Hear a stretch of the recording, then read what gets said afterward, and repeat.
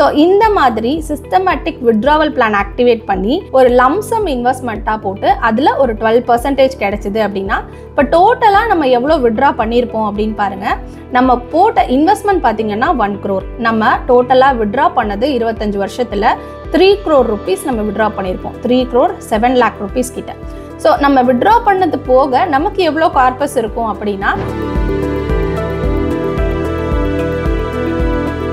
இப்போ கமெண்ட் செக்ஷன்லலாம் பார்த்தீங்கன்னா 25 வருஷம் சொல்கிறீங்க மேடம், 25 வருஷம் இருக்குது, இதோட லாங் டர்மாக இருக்குது, அந்த மாதிரி சொல்லும்போது நான் அவங்களுக்குலாம் என்ன சொல்ல விருப்பப்படுறேன் அப்படின்னா, இப்போ ஒரு இன்வெஸ்ட்மெண்ட் அப்படின்னா அதுக்கேற்றாப்புல ரிஸ்க்கும் இருக்கும். இப்போ சீக்கிரமே நமக்கு அதிகமான ரிட்டர்ன்ஸ் வரணும் அப்படின்னா அதே நேரத்தில் அதே கேபிட்டலை ஹையர் ரிஸ்கில் நம்ம கொண்டு போய் செபியோட ரூல்ஸ் படி ஒரு பர்டிகுலர் ஃபண்டையோ அதோட ரிட்டர்ன்ஸையோ பாஸ்ட் பெர்ஃபார்மன்ஸையோ அதை சொல்லக்கூடாது அப்படிங்கிறது செபியோட ரூல்ஸ். அதனால தான் நான் அந்த ஸ்டேட்மெண்ட்டையோ அந்த ரெக்கார்டையோ நான் டிஸ்க்ளோஸ் பண்ணலை. நீங்களே உங்களோட ப்ரௌசரில் போயிட்டு சிஸ்டமேட்டிக் வித்ட்ராவல் பிளான் கால்குலேட்டர்னு போட்டிங்கன்னா அதுவே உங்களுக்கு ஷோ பண்ணும். ஸோ 20-25 வருஷத்துக்கு முன்னாடி இருந்த ஃபண்ட் மியூச்சுவல் ஃபண்ட்ஸோட நேம்ஸே எடுத்து அதில் போட்டு இந்த அளவு ரிட்டர்ன்ஸ் வந்திருக்கா, எந்த மாதிரி ஃபண்ட்ஸ் எல்லாம் இவ்வளோ ரிட்டர்ன்ஸ் வந்திருக்கு அப்படின்னு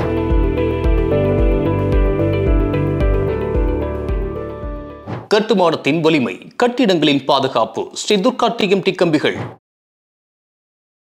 நியூஸ் கஃபே நேயர்களுக்கு வணக்கம். நான் ஆர்த்தி. இப்போ ரிட்டையர் ஆகிருக்கோம், ரிட்டையர்மெண்ட் ஆகி நமக்கு ஒரு கார்பஸ் வந்திருக்கு, ரிட்டையர்மெண்ட் ஆனதுக்கப்புறம் ஒரு பெரிய லம்சம் நம்மக்கிட்ட இருக்குது, அதை நம்ம எதுலெல்லாம் இன்வெஸ்ட் பண்ணலாம்? நார்மலாக எல்லாரும் எதுலெல்லாம் பண்ணுவாங்க அப்படின்னா சீனியர் சிட்டிசன் சேவிங் ஸ்கீம் அப்படின்னு சொல்லி கவர்மெண்ட்டில் இருக்குது. ஸோ அதிலலாம் இன்வெஸ்ட் பண்ணியிருப்பாங்க. தென் போஸ்ட் ஆஃபீஸில் மந்த்லி இன்கம் ஸ்கீம்னு இருக்குது. ஸோ அதில் இன்வெஸ்ட் பண்ணியிருப்பாங்க. அப்புறம் சம் போர்ஷன் வந்து ஃபிக்ஸட் டெபாசிட்டில். அது மட்டும் இல்லாமல் பார்த்தீங்க அப்படின்னா ரியல் எஸ்டேட்டில் பண்ணியிருப்பாங்க. அடுத்து ஆனிவிட்டி பிளான்ஸ் இருக்குது. இந்த மாதிரி நிறைய ஆப்ஷன்ஸ் இருக்குது. ஸோ இதில் எது பெஸ்ட்டாக இருக்கும் அப்படின்லாம் நிறைய சூஸ் பண்ணி எல்லாரும் பண்ணியிருப்பாங்க. ஸோ இப்போது மியூச்சுவல் ஃபண்டில் ஏதாவது ஆப்ஷன் இருக்கா? இப்போ மியூச்சுவல் ஃபண்டில் சிஸ்டமேட்டிக் வித்ட்ராவல் பிளான் நம்ம பார்த்துட்ருக்கோம், சிஸ்டமேட்டிக் இன்வெஸ்ட்மெண்ட் பிளான், அது கூடவே சேர்த்து சிஸ்டமேட்டிக் வித்ட்ராவல் பிளான் நிறைய பார்த்துட்ருக்கோம். ஸோ இந்த மாதிரி ஒரு லம்சம் கார்பஸ் என்கிட்ட இருக்குது. அது கூடவே நான் சிஸ்டமேட்டிக் வித்ட்ராவல் பிளானை ஆக்டிவேட் பண்ணி அதுலேருந்து நான் அமௌண்ட் எடுத்துக்க முடியுமா? அது மியூச்சுவல் ஃபண்டில் செட் ஆகுமா? எது மாதிரியான கேட்டகரி எல்லாம் செட் ஆகும் அப்படிங்கிறத பற்றி தான் இந்த வீடியோவில் நம்ம பார்க்க போகிறோம். இதை நம்ம ஒரு கேல்குலேஷன் வழியாக பார்க்கலாம். வாங்க கேல்குலேஷனை பார்ப்போம். இப்போ இதில் பார்த்தீங்க அப்படின்னா இதில் சிஸ்டமேட்டிக் வித்ட்ராவல் பிளான் மட்டும்தான். ஏன்னா சிஸ்டமேட்டிக் இன்வெஸ்ட்மெண்ட் பிளான் மாதம் நம்ம எதுவும் பண்ண போகிறதில்ல. ஸோ ஒரு லம்சம் மட்டும் பண்ணிவிட்டு அதுலேருந்து சிஸ்டமேட்டிக் வித்ட்ராவல் பிளானை நம்ம ஆக்டிவேட் பண்ண போகிறோம். ஸோ அந்த மாதிரி பண்ணும்போது பார்த்தீங்கன்னா இப்போ இன்வெஸ்ட்மெண்ட் அமௌண்ட்டில் நான் 1 crore போட்டிருக்கேன். ஸோ 1 crore அப்படிங்கிறது ஒரு லம்சம் அமௌண்ட்டு. ஒரு ரிட்டையர்மெண்ட் ஆனதுக்கப்புறம் ஒரு கார்பஸ் வந்து ஒருத்தங்களுக்கு வருது, அதுலேருந்து மாதம் 70,000 அவங்க கேட்டாங்க. அவங்களுக்கு போட்டு கொடுத்த பிளான் தான் இது. அதை தான் நான் எக்ஸ்பிளைன் பண்ணிகிட்ருக்கேன். ஸோ 1 crore லம்சமாக இன்வெஸ்ட் பண்ணியிருக்கோம். அதுலேருந்து பார்த்திங்கன்னா வித்ட்ராவல் மாதம் 70,000. இது அடுத்த 25 வருஷத்துக்கான கேல்குலேஷன் நான் இதில் காமிச்சிருப்பேன். இதில் ரேட் ஆஃப் இன்ட்ரெஸ்ட் பார்த்திங்க அப்படின்னா 12% நான் இதில் செலக்ட் பண்ணியிருப்பேன். இதில் ஒரு ஆடட் அட்வான்டேஜாக 3% இன்க்ரிமெண்டலாக நம்ம கொடுத்துருப்போம். இந்த 3% இன்க்ரிமெண்டல் அப்படின்னா நம்ம வித்ட்ரா பண்ணுறோம் இல்லையா, அந்த வித்ட்ரா பண்ணுற அமௌண்ட்டு மாதம் மொதல் வருஷம் அந்த 12 months பார்த்திங்கன்னா ஒரு அமௌண்ட் இருக்கும். அதுக்கப்புறம் அதுலேருந்து 3% இன்க்ரீஸ் ஆகி அடுத்த 12 months நம்ம வித்ட்ரா பண்ணிகிட்ருப்போம். அந்த இன்க்ரிமெண்டல் SWP கேல்குலேஷன் தான் இது.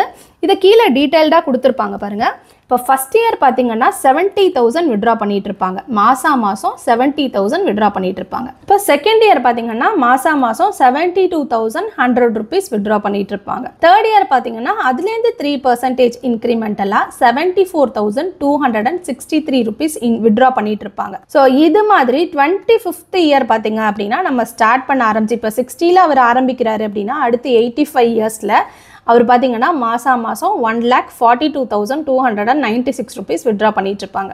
ஸோ இந்த மாதிரி சிஸ்டமேட்டிக் வித்ட்ராவல் பிளான் ஆக்டிவேட் பண்ணி ஒரு லம்சம் இன்வெஸ்ட்மெண்ட்டாக போட்டு அதில் ஒரு 12% கிடைச்சிது அப்படின்னா இப்போ டோட்டலாக நம்ம எவ்வளோ வித்ட்ரா பண்ணியிருப்போம் அப்படின்னு பாருங்கள்.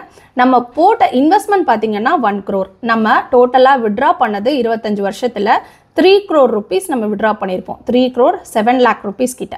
ஸோ நம்ம வித்ட்ரா பண்ணது போக நமக்கு எவ்வளோ கார்பஸ் இருக்கும் அப்படின்னா 3,52,60,758 rupees வந்து நமக்கு நம்மளோட ஃபோலியோவில் அக்குமுலேட் ஆகிருக்கும். இப்போ இந்த அமௌண்ட் 1 crore தானா அப்படின்னு கேட்டால் கிடையாது. இப்போ நமக்கு ரிட்டையர்மெண்ட் கார்பஸ் அப்படிங்கிறது எவ்வளோ இருக்கோ அதை நம்ம இன்வெஸ்ட் பண்ணிவிட்டு அதுலேருந்து எவ்வளோ நம்மளால் விட்ரா பண்ண முடியும் அப்படிங்கிறதையும் நம்மளால் கால்குலேட் பண்ண முடியும்.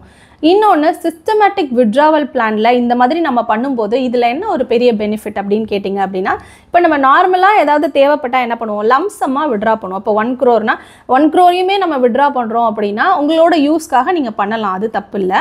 இப்போ நம்ம பார்ஷியலாக அதுலேயே நம்ம விடுறதுனால மிச்ச அமௌண்ட் இருக்கு இல்லையா, அது இன்வெஸ்ட் ஆகிட்டே இருக்கும், அது மார்க்கெட்டில் க்ரோ ஆகிட்டே இருக்கும். இப்போ கமெண்ட் செக்ஷன்லலாம் பார்த்தீங்கன்னா 25 வருஷம் சொல்கிறீங்க மேடம், 25 வருஷம் இருக்குது, இதோட லாங் டர்மாக இருக்குது, அந்த மாதிரி சொல்லும்போது நான் அவங்களுக்குலாம் என்ன சொல்ல விருப்பப்படுறேன் அப்படின்னா, இப்போ ஒரு இன்வெஸ்ட்மெண்ட் அப்படின்னா அதுக்கேற்றாப்புல ரிஸ்க்கும் இருக்கும். இப்போ சீக்கிரமே நமக்கு அதிகமான ரிட்டர்ன்ஸ் வரணும் அப்படின்னா அதே நேரத்தில் அதே கேபிட்டலை ஹையர் ரிஸ்கில் நம்ம கொண்டு போய் இன்வெஸ்ட் பண்ணுறாப்புல இருக்கணும்.